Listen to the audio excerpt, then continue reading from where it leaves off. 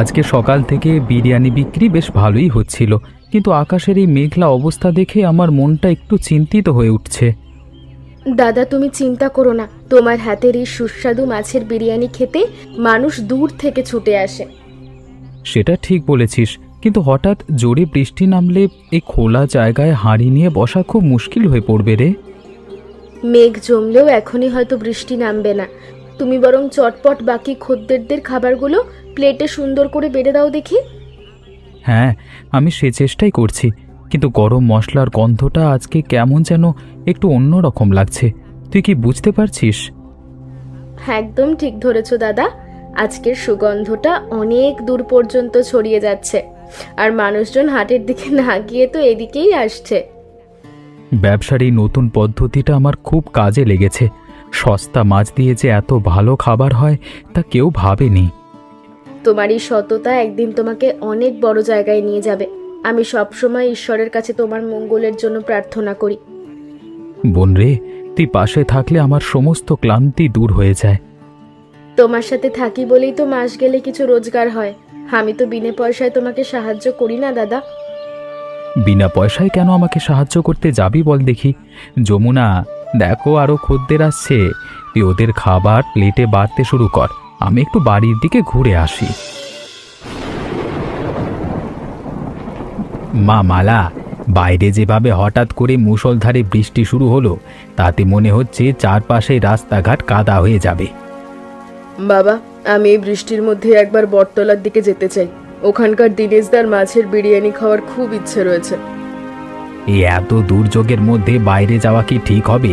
তার চেয়ে বরং ঘরে তৈরি কিছু গরম খাবার খেয়ে নিলে ভালো হতো না? তুমি জানো না বাবা, দিনেশদার হাতের ওই বিরিয়ানির স্বাদ সম্পূর্ণ আলাদা, এবং পাড়ায় সবাই ওর রান্নার প্রশংসা করে। আচ্ছা ঠিক আছে, যখন তোর এতই ইচ্ছে হচ্ছে তখন সাবধানে যা এবং নিজের খেয়াল রেখে হাঁটবি, নইলে পা পিছলে পড়ে যেতে পারিস। আমি এখনই আসছি বাবা, তুমি ঘরে বসে আরাম করো। আমি দ্রুত খাবার খেয়ে তোমার জন্য কিছু নিয়ে আসবো। আচ্ছা, নিয়ে আসিস। মা দেখো, আমাদের পুকুরের মাছগুলো কত সুন্দর বড় হয়ে উঠেছে। এই নতুন পদ্ধতিতে চাষ শুরু করবার সিদ্ধান্ত একদম সঠিক ছিল। তোকে নিয়ে আমার বুকটা গর্বে ভরে যায় রে মধু।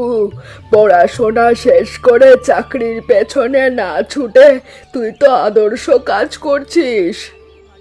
গ্রামের মানুষ প্রথমে আমার এই উদ্যোগ দেখে হাসাহাসি করেছিল, কিন্তু আজকে তারা সবাই আমার সফলতা দেখে প্রশংসা করছে মা। সমাজকে দেখাতে হবে যে নিজের মাটিতেও পরিশ্রম করে স্বাধীনভাবে বেঁচে থাকা যায়। তুই যুব সমাজের জন্য একটা বড় উদাহরণ হয়ে গেছিস রে বাবা।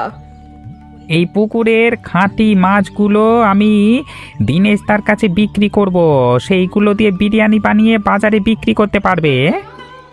খুব ভালো চিন্তা করেছিস বাবা।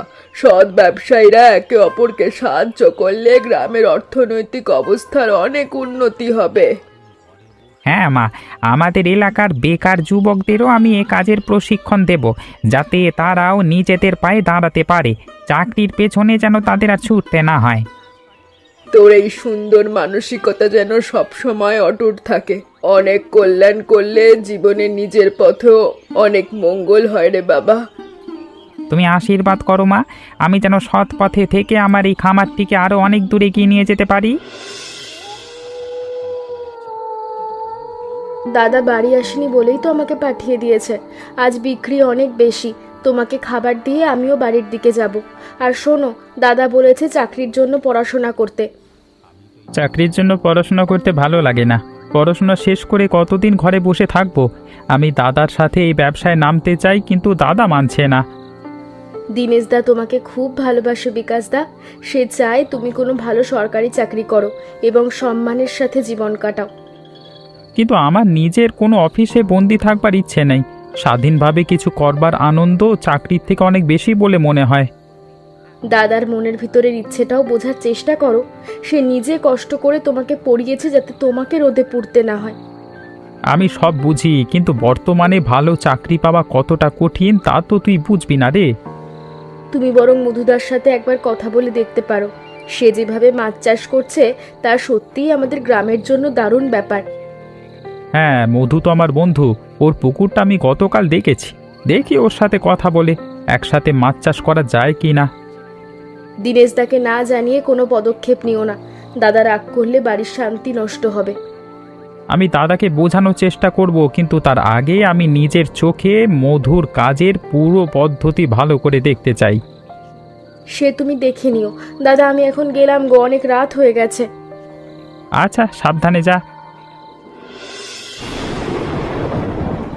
মালা, তুমি এই দুর্যোগের মধ্যে এত কাদা ঠেলে এখানে এলে কেন? চারিদিকের অবস্থা তো খুব খারাপ। দিনেশদা, এই বৃষ্টির মধ্যেই তোমার হাতের গরম গরম মাছের বিরিয়ানি খাওয়ার খুব ইচ্ছে হলো, তাই আর লোভ সামলাতে না পেরে চলে এলাম। বিরিয়ানি তো আছে মালা, কিন্তু এই ঝড়ে তোমাকে দেব কি করে? বসার জায়গাটাও তো ভিজে গেছে, আর খোলা বাতাসে হাঁড়িটাও ঠান্ডা হয়ে যাচ্ছে। তুমি এভাবে আর কতক্ষণ দাঁড়িয়ে থাকবে গো দিনেশদা? এভাবে থাকলে তো অসুস্থ হয়ে পড়বে। চলো হাঁড়িটা গুটিয়ে নাও, আজ আর বিক্রি করতে হবে না। না মালা, আর সামান্যই বাকি আছে। এগুলো নষ্ট হলে লস হয়ে যাবে, কষ্ট হলেও শেষ করতে হবে।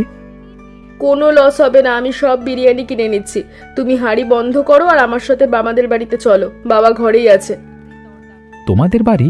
না মালা, এই অবস্থায় আমি কিভাবে যাব? কোনো কথা শুনবো না দিনেশদা, চলো আমার সাথে।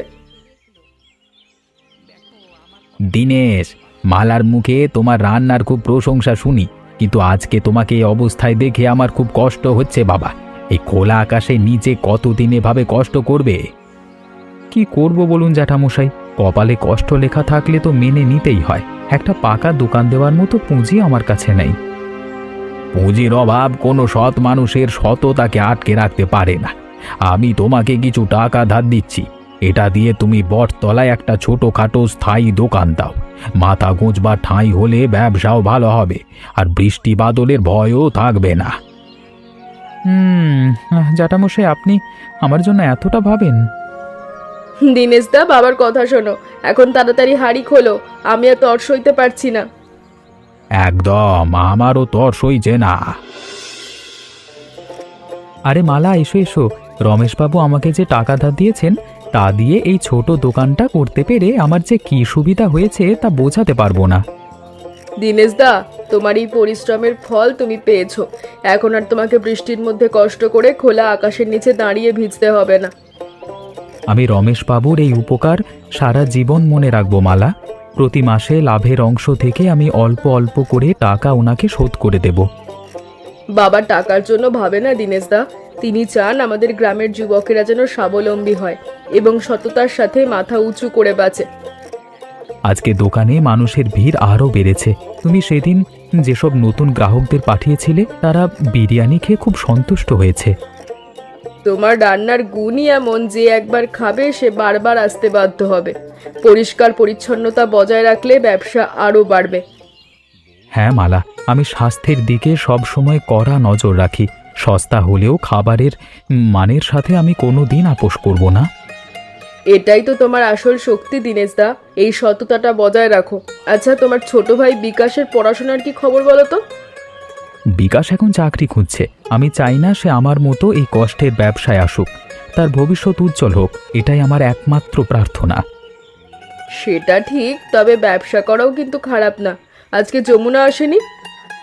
এসেছিল, একটা কাজে বাড়ি গেছে। কিছুক্ষণের মধ্যেই চলে আসবে। আমাকে 1 প্লেট বিরিয়ানি দাও তো। আর এখানে খাবো না, বাড়ি নিয়ে গিয়ে বাবা আর আমি একসাথে খাবো। এখনই দিচ্ছি। মধু, তোর এই মাছের খামার দেখে আমার মনের ভেতরের সমস্ত সংশয় কেটে গেছে রে।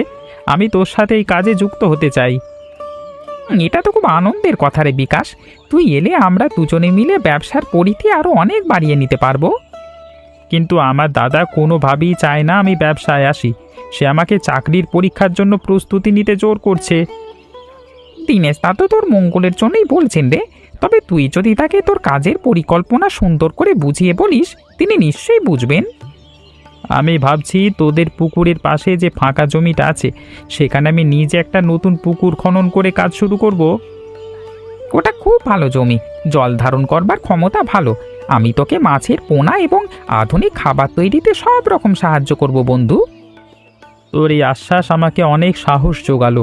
বেকার বসে থাকবার চেয়ে নিজের চেষ্টায় কিছু করা অনেক বেশি গৌরবের বলে মনে হয়। ঠিক বলেছিস, পরিশ্রম করলে সাফল্য আসবেই। চল, আজকে তোকে আমি জলের অম্লতা মাপবার কিছু সহজ কৌশল শিখিয়ে দিই। হ্যাঁ চল, আমাদের এই উদ্যোগ সফল হলে গ্রামের অন্য যুবকেরাও অনুপ্রাণিত হবে।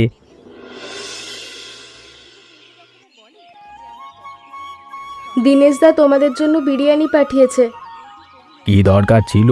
এখন বলো, তোমার দীনেশদা কেমন আছেন? দোকানের কাজ কেমন চলছে? আর ব্যবসার লাভ থেকে তিনি কিছু জমাতে পারছেন কিনা? জ্যাঠামশাই, আপনার দয়ায় দীনেশদা এখন খুব শান্তিতে ব্যবসা করছেন। দোকানের আয় দিয়ে আমাদের সংসার খুব ভালোভাবেই চলছে। শুনে খুব খুশি হলাম। দীনেশ অত্যন্ত নম্র প্রকৃতির ছেলে এবং তার হাতের রান্নায় এক অদ্ভুত জাদু আছে যা সবাইকে টানে। সে দিনরাত শুধু খাটতে জানে জ্যাঠামশাই, তবে একটা বিষয় নিয়ে খুব চিন্তা করে, তা হলো বিকাশদার চাকরির ভবিষ্যৎ। বিকাশ তো শিক্ষিত ছেলে, সে যদি চাকরির পেছনে না ছুটে স্বাধীন কোনো কাজ করে তবে তাতে ক্ষতি কি আমি বুঝি না। বিকাশদা আসলে মধুদার সঙ্গে মাছ চাষের কাজে নামতে চাইছে, কিন্তু দীনেশদা ওকে কোনোভাবেই রোদে পুড়তে দিতে রাজি হচ্ছে না। বড় ভাইয়ের স্নেহ এমনই হয়, তবে আমাদের উচিত বিকাশকে সমর্থন করা, কারণ মাছ চাষে এখন অনেক ভালো সুযোগ রয়েছে গ্রামে। আপনি যদি একটু দীনেশদাকে বুঝিয়ে বলেন, তবে সে হয়তো আপনার কথাটা ফেলতে পারবে না। বিকাশের স্বপ্নটাও পূরণ হতো তাহলে। আচ্ছা ঠিক আছে, আমি সময় সুযোগ বুঝে একদিন দীনেশকে এই বিষয়ে সুন্দর করে বুঝিয়ে বলবো মা। মধু, আজকে যে মাছগুলো তুমি পাঠিয়েছো সেগুলোর মান খুব ভালো ছিল। বিরিয়ানির স্বাদ আজকে দুর্দান্ত হয়েছে আরও। হ্যাঁ দীনেশদা, আমি বৈজ্ঞানিক পদ্ধতিতে প্রাকৃতিক খাবার দিয়ে মাছগুলো বড় করেছি, তাই এগুলোর স্বাদ সাধারণ মাছের চেয়ে অনেক বেশি ভালো। গ্রামের মানুষ আজকে চেটে পুটে খেয়েছে। আগামীকালকের জন্য আরও বেশি করে বিরিয়ানি তৈরি করবার অনুরোধ জানিয়ে গেছে অনেকে। তোমার দোকানের সুনাম এখন চারিপাশের অন্য গ্রামেও ছড়িয়ে পড়ছে। আমাদের যৌথ প্রয়াসে এভাবে চললে দুজনেই লাভবান হব আমরা নিশ্চিত। অবশ্যই, তবে একটা কথা জিজ্ঞেস করবার ছিল মধু, আমাদের বিকাশ নাকি আজকাল তোমার সাথে পুকুর পাড়ে অনেক সময় কাটাচ্ছে শুনলাম। দীনেশদা, বিকাশ খুব বুদ্ধিমান ছেলে। সে মাছ চাষের পুরো বিষয়টা খুব দ্রুত শিখে ফেলছে এবং নিজের খামার করতে চায়। আমি ওকে নিয়ে খুব দুশ্চিন্তায় আছি ভাই। পড়াশুনো করিয়ে যদি তাকে এই কাদার কাজেই নামতে হয়, তবে আমার এত কষ্টের মূল্য কি রইল? কাজকে ছোট করে দেখো না দাদা, আজকে আমি স্বাধীনভাবে নিজের ভাগ্য পরিবর্তন করেছি। বিকাশও তার মেধা দিয়ে সফল হতে পারবে। তোমার কথাগুলো ফেলে দেওয়ার মতো নয় মধু, তবে আমার মনটা কেমন যেন সায় দিচ্ছে না। ভাইয়ের কষ্টের কথা ভেবে আমি খুব ভয় পাই। যাক, শুনে ভালো লাগলো। মালা, ওই জঙ্গলের পাশে একটা ছোট আশ্রম, ওখানে কতগুলো অসহায় শিশু আর বৃদ্ধ মানুষ থাকেন। হ্যাঁ বিকাশদা, আমি এই আশ্রমের কথা জানি। এখানে যারা থাকেন তাদের দেখাশোনা করার মতো আপনজন কেউ নেই এই পৃথিবীতে। আমার মনে একটা ইচ্ছা জেগেছে, আজকে আমি মাছ বিক্রি করে যে প্রথম লাভটা পেয়েছি তার একটা অংশ এখানে দেব। তোমার এই ভাবনা সত্যিই খুব প্রশংসনীয় বিকাশদা। নিজের উপার্জনের টাকা অসহায় মানুষের সেবায় লাগানোর চেয়ে মহৎ কাজ আর কিচ্ছু হতে পারে না। আমি চাই প্রতি মাসে আমার লাভের একটা নির্দিষ্ট অংশ এই আশ্রমে পৌঁছে দিতে, যাতে এখানকার মানুষদের খাদ্যের অভাব না হয়। দীনেশদা শুনলে খুব খুশি হবে। তিনিও নিজে অত্যন্ত পরোপকারী এবং সৎ মানুষকে সবসময় সম্মান করেন, তা তো তুমি জানোই। সে তো জানি, তবে আমি আশ্রমে টাকা দেব, দাদা শুনলে খুশি হবে। নিশ্চয়ই, যখন তিনি দেখবেন তার ছোট ভাই নিজের পায়ে দাঁড়িয়ে সমাজের কল্যাণ করছে, তখন তার গর্বের সীমা থাকবে না। চলো মালা, আমরা একবার আশ্রমে গিয়ে ওখানকার প্রধানের সাথে কথা বলে আসি এবং আমাদের এই সিদ্ধান্তের কথা জানিয়ে দিই। আচ্ছা চলো। যমুনা, কেমন আছিস? তুই কি এখন দীনেশের সাথে কাজ করিস না? বাড়ির কাজটা এখন বেশি সামলাতে হচ্ছে, ওনাদের তো রান্নার লোক নেই। আর জানো তো, এখনো কাজ করেই আমার সংসার চলে। তুই খুব পরিশ্রমী মেয়ে। একটা কথা বলার ছিল। মধু বলছিল বিকাশ নাকি খুব সুন্দর একটা নতুন পুকুর তৈরি করেছে। হ্যাঁ কাকিমা, বিকাশদা দিনরাত পরিশ্রম করে মধুদার সহযোগিতায় কাজটা শুরু করেছে, কিন্তু দীনেশদা এখনো পুরো বিষয়টা মেনে নিতে পারেনি। দিনেশকে বোঝাতে হবে যে যুগের পরিবর্তন হয়েছে। এখন চাষবাস শুধু কাদার কাজ নয়, এটা একটা স্বাধীন ব্যবসা। আমি দাদাকে রোজই বলি কাকিমা, কিন্তু সে নিজের পুরনো চিন্তাভাবনা থেকে বেরই হতে পারছে না। ভাইয়ের কষ্টের কথা ভেবেই ভয় পায়। তুই দেখিস যমুনা, যেদিন বিকাশ নিজের উপার্জনের টাকা দিনেশের হাতে তুলে দেবে, সেদিন ওর চোখের সব জল আনন্দে বদলে যাবে। আমারও সেই বিশ্বাস আছে কাকিমা। বিকাশদা খুব সৎ মনের ছেলে এবং সে তার দাদাকে পৃথিবীর সব কিছুর চেয়ে বেশি ভালোবাসে। আমাদের গ্রামের যুবকরা যদি এই দুই ভাইয়ের মতো পরিশ্রমী হতো, তবে বেকারত্বের অভিশাপ সমাজ থেকে চিরতরে দূর হয়ে যেত। তুমি একটু বসো কাকিমা, আমি তোমার জন্য দীনেশদার দোকানে সেই বিখ্যাত মাছের বিরিয়ানি গরম করে নিয়ে আসছি। থাক মা, আজ নয়, অন্য একদিন এসে তৃপ্তি করে খাবো। আজ শুধু তোদের খবর নিতেই এসেছিলাম, এখন ঘরের অনেক কাজ আছে। বিকাশ, তুই আমার কথা না শুনে শেষ পর্যন্ত এই জলের কাজেই নামলি রে। আমি কি তোকে এজন্য এত কষ্ট করে পড়াশোনা করিয়েছিলাম? হ্যাঁ দাদা, তুমি রাগ করো না। দেখো, এই পুকুরের জল আর মাছগুলোর দিকে একবার দেখো। এগুলো আমার নিজের ঘামের পরিশ্রমে তৈরি হয়েছে। আমি তোর কষ্ট দেখতে পারি না রে ভাই। তুই চাকরি করলে ঠান্ডা ঘরে আরামে থাকতিস, এই রোদে পুড়ে তোর শরীর নষ্ট হবে। দাদা, চাকরির পেছনে ছুটে কত যুবক আজকে হতাশায় ভুগছে, কিন্তু আমি এখানে স্বাধীন। আমি নিজের ভাগ্য নিজে তৈরি করছি এখানে। তোর চোখের এই আত্মবিশ্বাস দেখে আজকে আমার মনে হচ্ছে আমি হয়তো ভুল ছিলাম। তুই সত্যি অনেক বড় হয়ে গেছিস বিকাশ। দাদা, আমি আজকে মাছ বিক্রির টাকা থেকে একটা বড় অংশ জঙ্গলের ধারের সেই অসহায় আশ্রমে দান করবার সিদ্ধান্ত নিয়েছি। তুই এত সুন্দর কথা ভাবতে পারিস তা আমি কল্পনাও করিনি রে। তোর এই মহৎ উদ্দেশ্য আমার মনকে সম্পূর্ণ শান্ত করে দিল। তোমার আদর্শেই তো আমি কত বড় হয়েছি দাদা। তুমি যেভাবে মানুষকে সস্তায় ভালো ভালো খাবার খাওয়াও, আমিও সেইভাবেই সেবা করতে চাই সবার। ভাই আমার, আজকে সত্যিকারের মানুষ হয়েছিস তুই। তোর এই ব্যবসায় আমার পূর্ণ সমর্থন রইল। আমরা দুজনে মিলে অনেক দূর এগিয়ে যাব।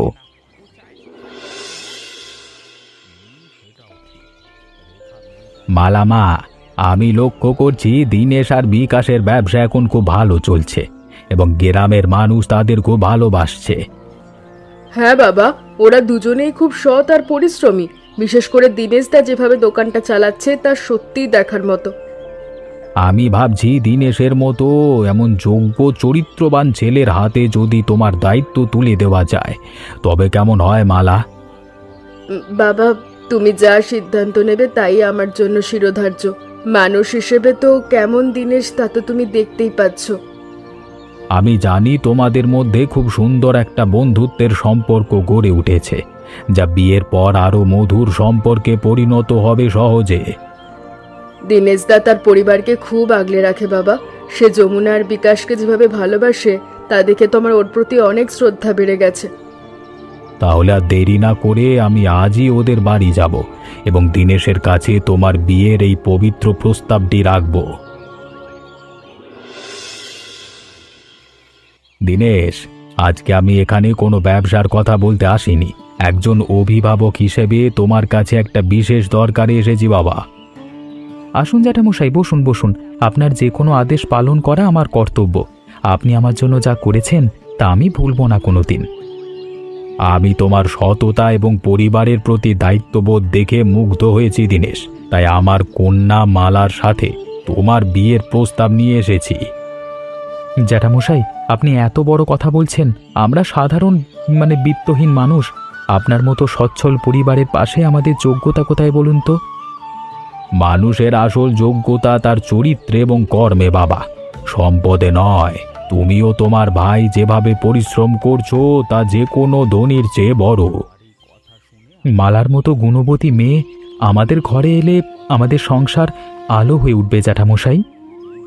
আমি জানি তুমি কর্তব্য পরায়ণ, তবে বিয়ে হলে তোমার দায়িত্ব কমবে না, বরং মালা তোমার পাশে দাঁড়িয়ে সংসারটাকে আরো সুন্দর করে তুলবে।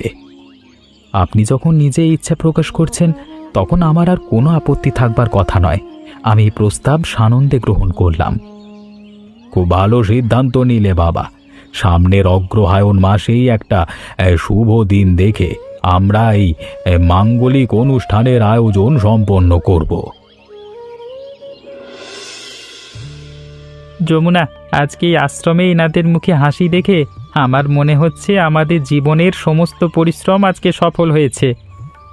একদম ঠিক বলেছ বিকাশদা। নিজের উপার্জনের টাকা যখন এই অসহায় মানুষদের মুখে অন্ন জোগাতে সাহায্য করে, তখন মনের আনন্দ আর প্রকাশ করা যায় না। দাদা আজকে আমার এই কাজের জন্য গর্ব অনুভব করছেন। তিনি রমেশবাবুর কাছে বলছিলেন আমাদের এই স্বাধীন ব্যবসার সাফল্যের কথা। দীনেশদার আশীর্বাদই তোমার আসল শক্তি। তিনি যদি প্রথমে বাধা না দিতেন, তবে হয়তো তুমি এই কাজের গুরুত্বটা এতটা বুঝতে না। আর একটা খবর শুনেছ? কি খবর রে যমুনা? রমেশবাবু আজ বাড়িতে এসেছিলেন এবং মালার সাথে দীনেশদার বিয়ের দিন ঠিক হয়ে গেছে। ঘরে নতুন বউ আসছে এবার। এটা তো বড় খুশির খবর। মালা আমাদের ঘরে এলে আমাদের পরিবার আরও সুন্দর এবং আনন্দময় হয়ে উঠবে নিশ্চিত। হ্যাঁ, আর মধুর মাও এসেছিলেন। তিনি বলছিলেন তোদের এই মাছের বিরিয়ানির ব্যবসা নাকি এখন জেলা স্তরেও পুরস্কার পাওয়ার যোগ্য হয়েছে। আমরা আরও কঠোর পরিশ্রম করব যমুনা। আমাদের এই খামার থেকে উৎপন্ন মাছ দিয়ে দাদার বিরিয়ানির দোকান আরও বড় করব। ঈশ্বর তোমাদের মঙ্গল করুন। চলো এবার আশ্রমে সবার হাতে নতুন জামা কাপড়গুলো সুন্দর করে তুলে দিই। সবাই অপেক্ষা করছে আমাদের জন্যে। আজকে আমার জীবনের সবচেয়ে বড় আনন্দের দিন। আমার নতুন দোকান এবং নতুন জীবনসঙ্গী মালার আগমনে একসাথে ঘটল এই শুভক্ষণে। আর এই আনন্দের পেছনে রয়েছে আমাদের সবার প্রিয় বন্ধু মধুর, সে আধুনিক মাছের চাষের সফল উদ্যোগ এবং ভালোবাসা। দাদা, আমি শুধু পথ দেখিয়েছিলাম বিকাশ, কিন্তু তোর একাগ্রতার কঠোর পরিশ্রমই আজকে আমাদের এই যৌথ ব্যবসাকে সফল করে তুলেছে ভাই। যুব সমাজ যদি চাকরির পেছনে অন্ধের মতো না ছুটে এমন একটা স্বাধীন উদ্যোগ নেয়, তবে দেশের কোনো মানুষ আর অভুক্ত থাকবে না সমাজে।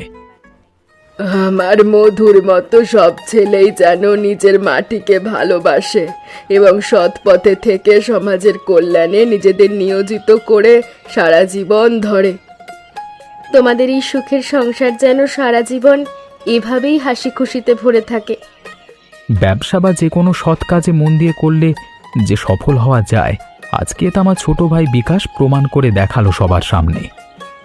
আমরা প্রমাণ করেছি যে সততা, পরিশ্রম আর পরোপকারের মানসিকতা থাকলে যে কোনো সাধারণ মানুষও জীবনে প্রকৃত সফলতা অর্জন করতে পারে।